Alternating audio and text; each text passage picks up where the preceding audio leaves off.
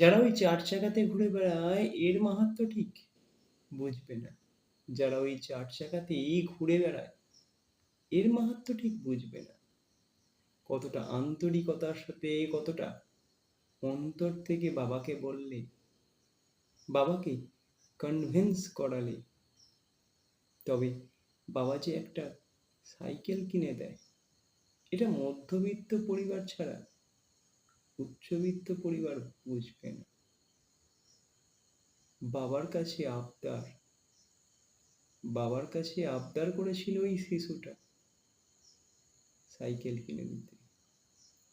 বাবার সামর্থ্য হয়েছে আজ সাইকেল এনে দিয়েছে।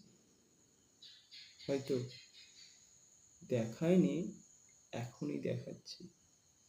আর শিশুটা আনন্দে আত্মহারা।